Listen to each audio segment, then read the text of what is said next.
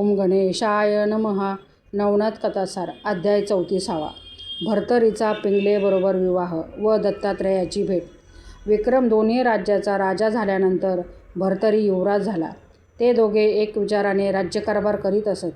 सुमंतिक प्रधानाने आपली मुलगी पिंगला ही भर्तरीच द्यावी असे मनात आणून ती गोष्ट त्याने विक्रम राजाजवळ काढली. त्याचे म्हणणे विक्रमाने कबूल करून लग्न नक्की केले तेव्हा त्याच्या जातीचा प्रथम शोध करण्यासाठी एका परिटाने प्रधानास सूचना केली. त्यावरून त्याने कुंभारास विचारले असता त्या कमठाने आपणास याची जात माहीत नाही म्हणून सांगितले. मग ही गोष्ट त्याने सत्यवतीस विचारली, परंतु तिने तो माझा पोटचा मुलगा नाही म्हणून कळविल्यावर प्रधानाने विक्रमास विचारले. त्यानेही सांगितले की आपल्या जातीची मला माहिती नाही, मी त्याला आपला भाऊ मानला आहे.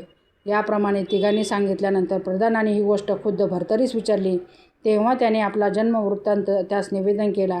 मग प्रधानाने त्यास सांगितले की जर सूर्यापासून तुम्ही झाला आहात तर त्यास लग्नासाठी येथे बोलवा. तो तुमचा पिता असल्याने अगत्याने येईल. ते ऐकून भर्तरी म्हणाला, ही गोष्ट काही अवघड नाही. नंतर भर्तरीने अंगणात उभे राहून वर तोंड केले आणि सूर्याची प्रार्थना केली की जर मी तुझा मुलगा असेन तर माझ्या लग्नाकरिता येथवर येऊन सर्वांच्या संशयाची निवृत्ती करावी. ती पुत्राची प्रार्थना ऐकून सूर्य मृत्यूलोकी अवंतीनगरीस आला.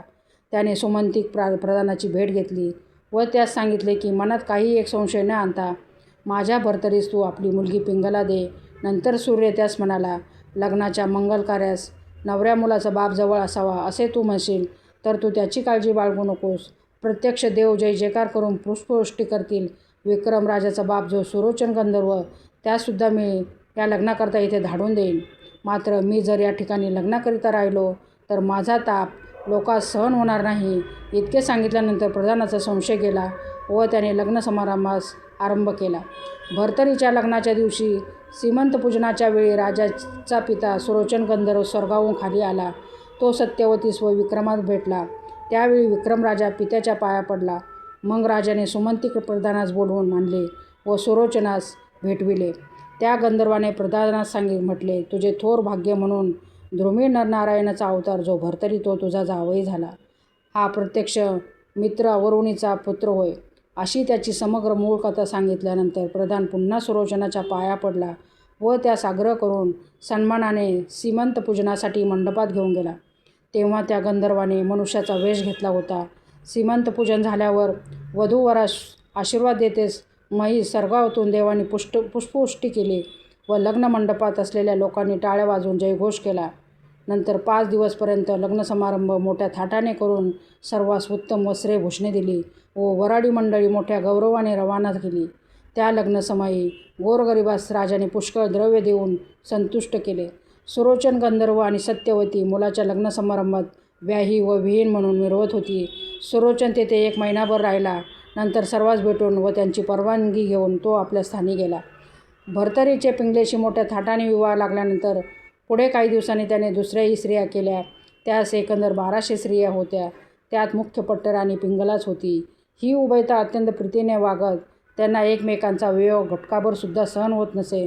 तो मोठा विषयी होता. यास्तव त्यास रात्रंदिवस स्त्रियांचे ध्यान असे. अशा रीतीने भर्तरी राजा सर्व सुखाचा यथेच्छ उपभोग घेत असता बरीच वर्ष लोटली. एके दिवशी भर्तरी अरण्यात शिकारी करता जात असता मित्रावरुणीने त्यास पाहिले व मनात विचार केला की माझे पुत्र 2, एक अगस्ती व दुसरा भर्तरीनाथ.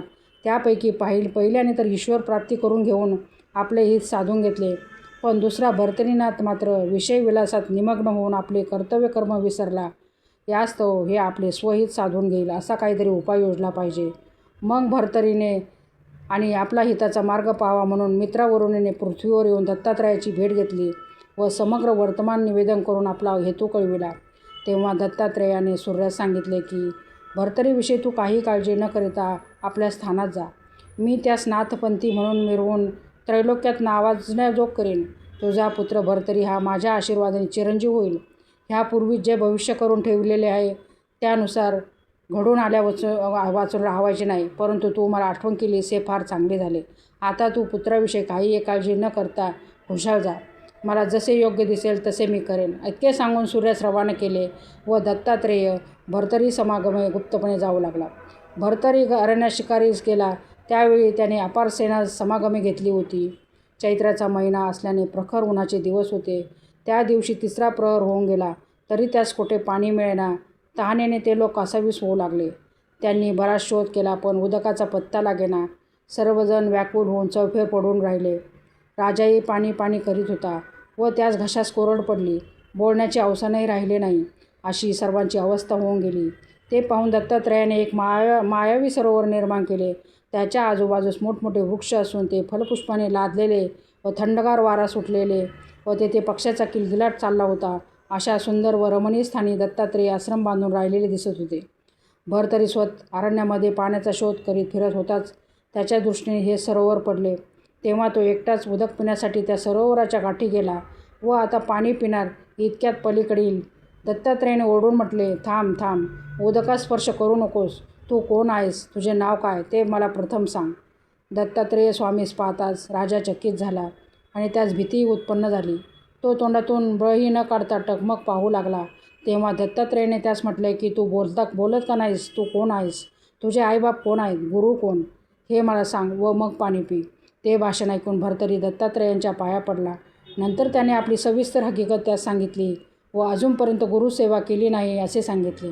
तेव्हा दत्तात्रेयाने त्यास सांगितले की ज्या अर्थी आद्यपावतो तू गुरु केला नाहीस त्या अर्थी तू अपवित्र आहेस, म्हणून तुला अजून कोणी गुरु मिळाला नाही. याकरिता तू उदकात शिवू नकोस. शिवशील तर ते सर्व पाणी आटून तळे कोरडे पडेल व मग मला राग येईल, जेणेकरून तू नाहक भस्म होऊन जाशील. अशा प्रकारे दत्तात्रेयाने भरतरीचा धिक्कार केल्यानंतर तो स्वामींच्या पाया पडून प्रार्थना करू लागला की महाराज, माझा प्राण तृषेने जाऊ पाहत आहे. आपण अनुग्रह करून मला उदक पाजावे. त्यावर दत्तात्रेयाने सांगितले की माझ्या अनुग्रहास तू योग्य नाहीस. शंकर ब्रह्मदेव माझ्या अनुग्रहासाठी खेपा घालितात. असे असता तू मला अनुग्रह कराव्यास सांगतोस, ही गोष्ट घडेल तर कशी? हे ऐकून भरतरी म्हणाला, ते कसेही असो, तुम्ही कृपाळू आहात. दया क्षमा तुमच्या अंगी आहे, तर कृपा करून मला उदक पाजावे व माझे प्राण वाचवावे. तेव्हा दत्तात्रेयाने त्यास सांगितले की तू म्हणतोस तर मी तुला अनुग्रह देतो, पण तू 12 वर्षापर्यंत तपश्चर्या करून अनुग्रह घेण्यास योग्य हो. त्यावर राजा म्हणाला, सध्याच माझा प्राण जात आहे, मग 12 वर्ष कोणी पाहिली आहेत? दत्तात्रेयाने त्यास समजावून सांगितले की तू मनाचा निग्रह करून संकल्प सोड, म्हणजे मी तुला उदक पाजतो. पण पुन्हा संसाराची आशा धरता कामा नये व अगदी विरक्त होऊन राहिले पाहिजे. या सर्व गोष्टी तुला पत्करत असल्या तर पहा. ते भाषण ऐकून राजा कुंठित होऊन विचार करीत बसला. त्याने शेवटी पोक्त विचार करून दत्तात्रेयास सांगितले की मी अजून प्रपंचातून मुक्त झालो नाही. गयावर्जन करून पितृऋणातून मुक्त होईन. तसेच कांतेस पुत्र झाल्यावर तिच्या ऋणातून मुक्त होईल. पुत्रांचे लग्न झाल्यावर त्याच्या ऋणातून मुक्त होईल. ही सर्व ऋणे अद्यापर्यंत जशीच्या तशीच कायम आहेत.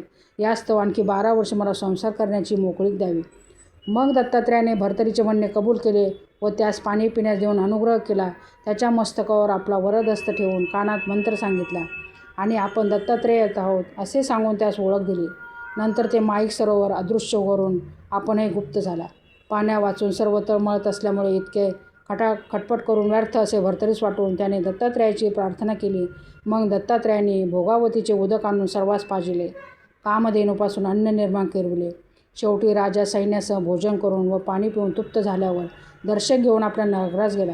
इतक्यात दत्तात्रेय भोगावतीस व कामधेनूस रवाना करून आपणही निघून गेला.